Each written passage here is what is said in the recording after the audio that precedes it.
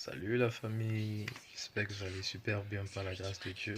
Je vous salue au nom de Jésus, j'espère que vous allez super bien et qu'il vous arrive de très belles choses et que la grâce de Dieu se renouvelle chaque jour dans votre vie.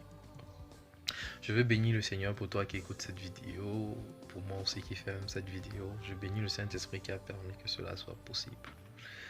Aujourd'hui, je ne veux pas être long, je veux juste encourager quelqu'un, je vais exhorter aussi d'autres personnes. Suite à un débat que j'ai eu avec d'autres frères chrétiens et frères et sœurs chrétiens, vraiment qui était très intéressant et où on est sorti vraiment enseigné. J'aimerais partager aussi cela avec vous afin qu'on puisse comprendre certaines choses tous ensemble. Et il s'agit en fait de la foi chrétienne. Parce que j'aimerais qu'on comprenne que Dieu ne quitte pas de 0 à 100 avec toi. Il est important pour Dieu, c'est un Dieu de parole, c'est un Dieu qui suit lui-même. Il est fidèle à sa parole en fait.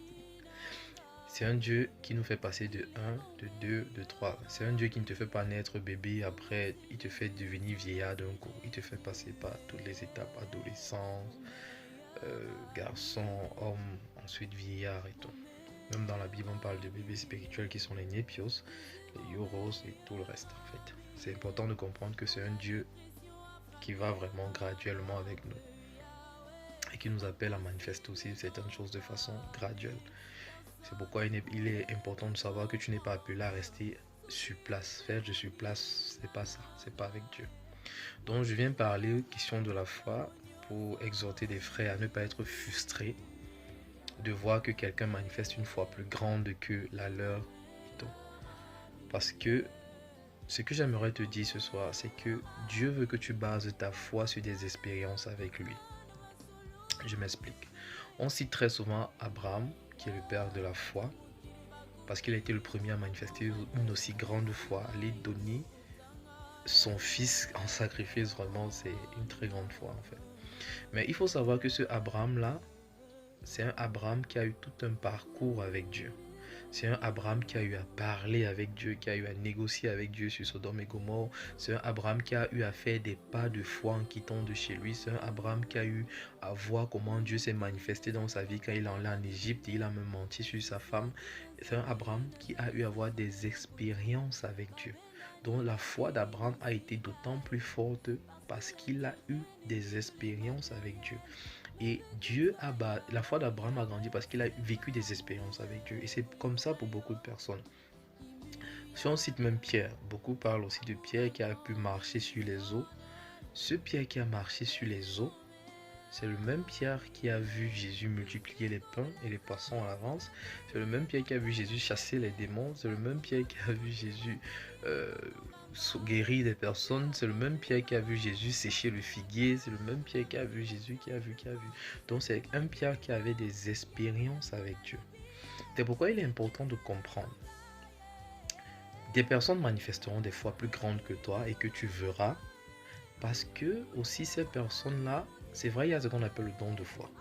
Mais je veux dire, il y a des personnes qui manifesteront cette foi-là que toi, tu n'auras pas à l'instant où ils sont en train de manifester.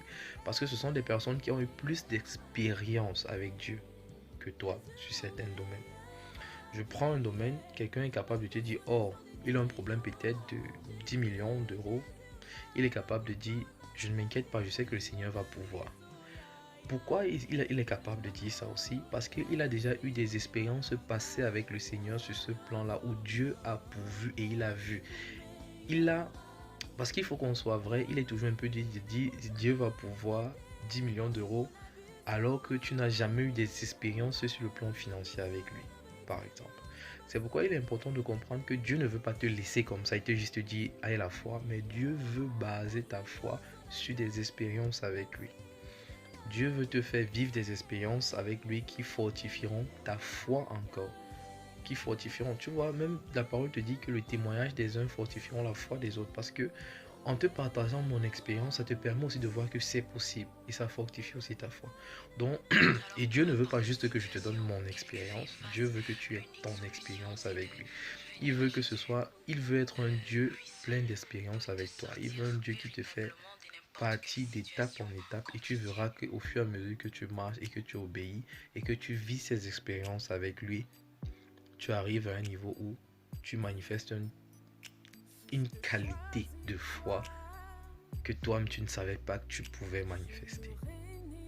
Tu vois, donc c'est très important. Je voulais juste partager ça avec vous pour encourager les frères à laisser, à vivre des expériences avec Dieu et à ne pas juste baser sa foi sur ce que on t'a dit, mais à baser ta foi sur ce que tu vis avec Dieu et savoir que Dieu veut aussi que ta foi soit d'autant plus grande, d'autant renforcée suite aux expériences que tu auras avec lui. Donc je te bénis, je te salue, je te dis shalom, je te dis demeure béni et que le Seigneur vraiment t'amène de gloire en gloire avec lui. Ciao.